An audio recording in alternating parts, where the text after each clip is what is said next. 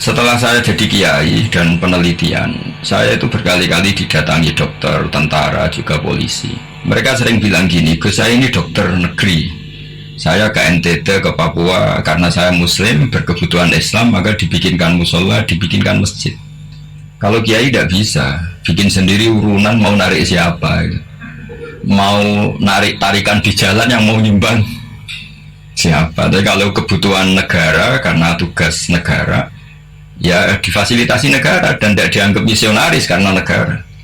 Begitu juga di beberapa negara yang non muslim kayak di Argentina, di Venezuela, itu ada masjid, ada keantian Islam ya karena duta besar, dan itu aparat negara.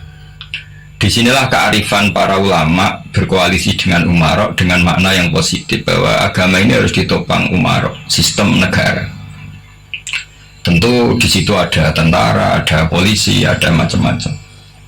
Kita sebagai kiai juga nggak berdaya di depan para bandar narkoba apa-apa kalau nggak ada BNN.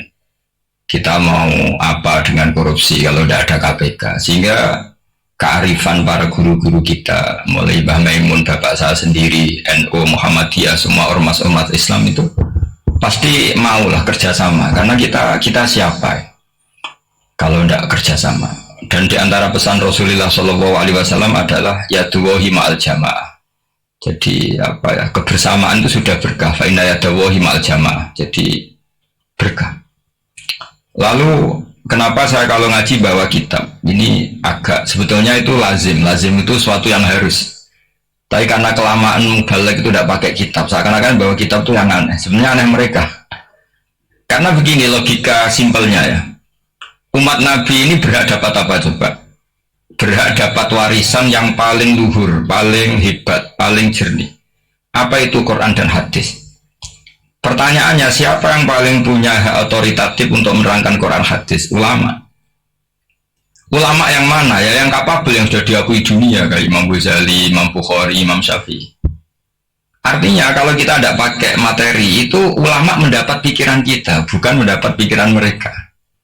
Saya ulang lagi, kalau kita tidak pakai materi yang otentik, yang orisinil, umat ini mendapat pikiran kita, bukan pikiran mereka. Maka saya berusaha supaya teman-teman atau semua umat Islam dapat pikiran-pikirannya Imam Ghazali, pikiran-pikiran Imam Bukhari, pikiran-pikiran Abdul Qasim Al-Junaidi, kejernian-kejernian Abu Yazid Al-Bustami. Kejernian itu diantaranya adalah misalnya makalah yang menurut saya itu makalah yang super. Jadi untuk ngadepi krisis karena COVID atau karena apalah, itu lama dulu sederhana sekali. Beliau punya rumus yang mungkin jarang didengungkan orang, tapi saya akan kampanye rumus ini.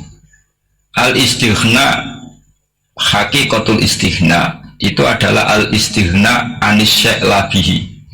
Jadi pemenuhan kebutuhan yang sebenarnya adalah kita berusaha menghindari sebanyak mungkin kebutuhan yang sekunder, yang nggak penting. Bukan memenuhi semua yang kita inginkan. Jadi misalnya begini ya, kalau kita lapar, itu keinginan kita itu makan enak apa asal makan? Tentu jawabannya asal makan yang sehat. Tapi kalau nuruti nafsu kita, makannya yang enak, teman makannya enak, terus di warung yang favorit. Ini kan satu kebodohan. Kenapa untuk makan saja butuh definisi sekian banyak? Yang kita harus kecewa, warung favoritnya bisa sudah tutup, atau kita ke sana harus macet. Ribet.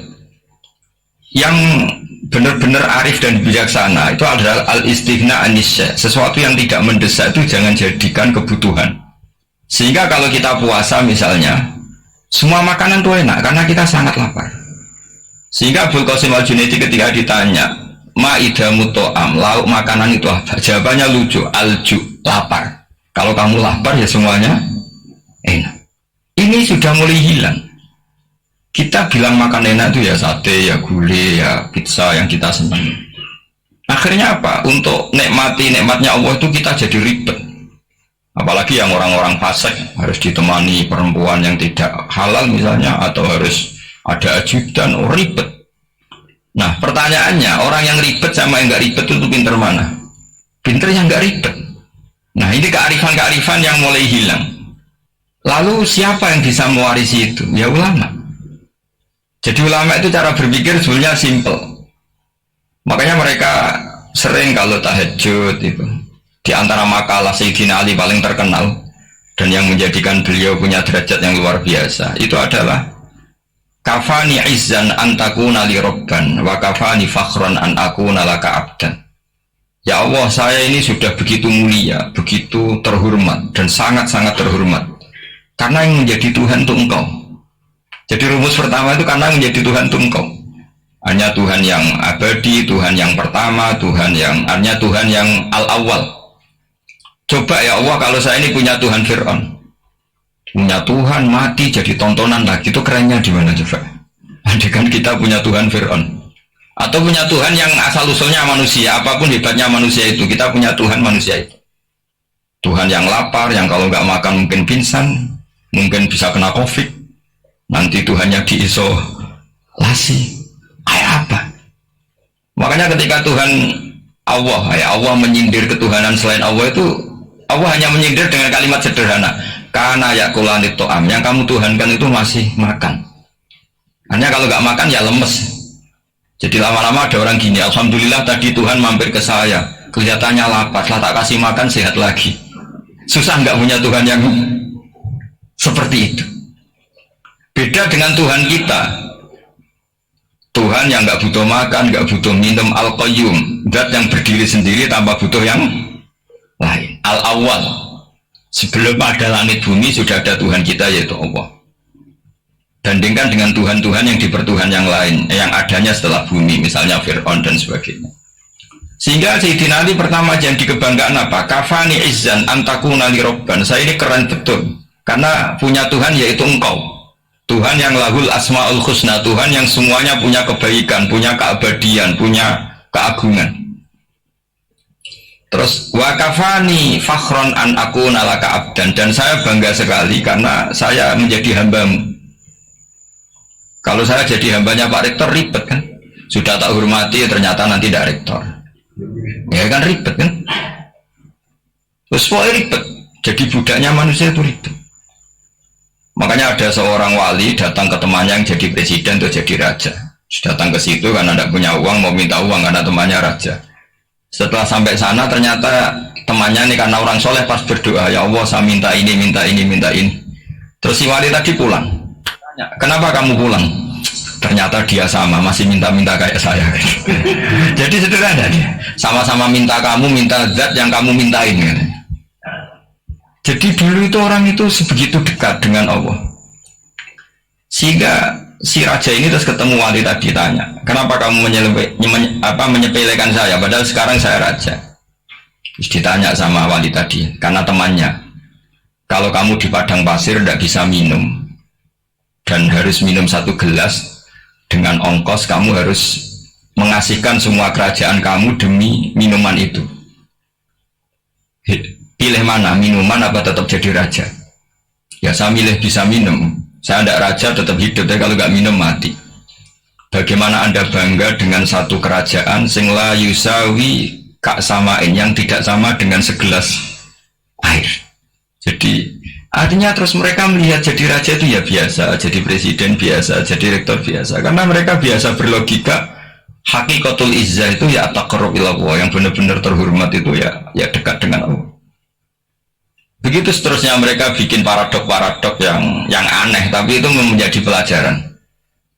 Bapak saya Ki Nur Salim itu senang baca anekdot Nasiruddin Koja.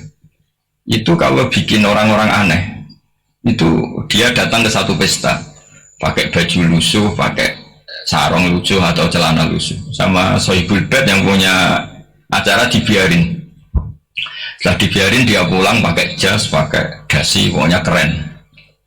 Dihormatin, pakai alpat, pokoknya dihormatin, silakan.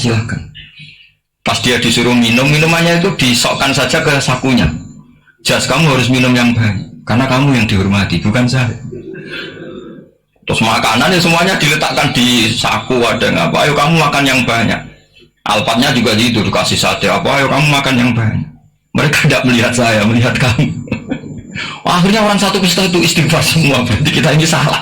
Terus dia pidato, kenapa kamu ngomong gitu? Tadi saya datang, orangnya sama. Gara-gara beda pakaian, penghormatannya beda. Berarti yang berhadapan makanan ini jasa ya, bukan saya.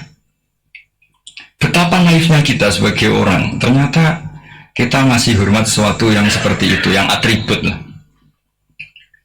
Jadi orang-orang sufi itu orang yang bisa menertawakan dunia. Akhirnya ya, pertama dia dianggap orang gila, masa jas dikasih makan, dikasih minum. Tapi secara fikih dia benar, haram dia makan.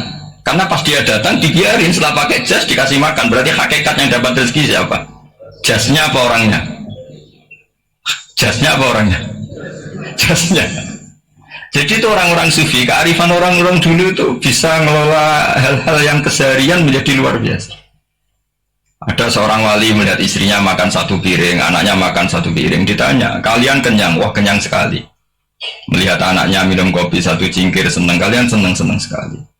Wah, kalau senang dengan hal-hal yang murah bisa, ngapain harus senang dengan hal-hal yang mewah? Bodoh sekali saya. Sehingga terus mereka bisa qanaah. Qanaah itu ya hidup itu simple, sederhana. Jadi tentu saya tidak akan ngomong yang muluk-muluk, selain itu tidak bidang saya juga apa ya, kita ini butuh obat di kondisi seperti ini, butuh kesederhanaan, butuh apa ya, istighna tadi. Kita harus istighna billah anwairillah. Jadi sudah cukup bahwa Allah ini segalanya. Sehingga diantara tugas suci Nabi Ibrahim dan semua Nabi adalah wa ja'alaha kalimatam baqiyatan fi aqibi. Nabi Ibrahim itu nabi yang diberi gelar Allah. Dia adalah nabi yang menjadikan kalimat tauhid itu kalimat yang abadi. Fi aqibi, di anak turunnya, di semua generasinya, baik anak turun karena gen maupun karena pembinaan, karena pendidikan. Ini penting sekali saya utarakan karena apa? Satu kehidupan itu sebenarnya digerakkan oleh kata-kata, oleh mutu kalau oleh bahasa modern. Sehingga banyak ulama mengatakan al-ibarat qutun li'ailatil mustami'in, bahwa redaksi atau moto atau pegangan hidup itu penggerak kehidupan. Sehingga sebetulnya manusia itu digerakkan oleh kalimah-kalimah itu, oleh moto-moto itu.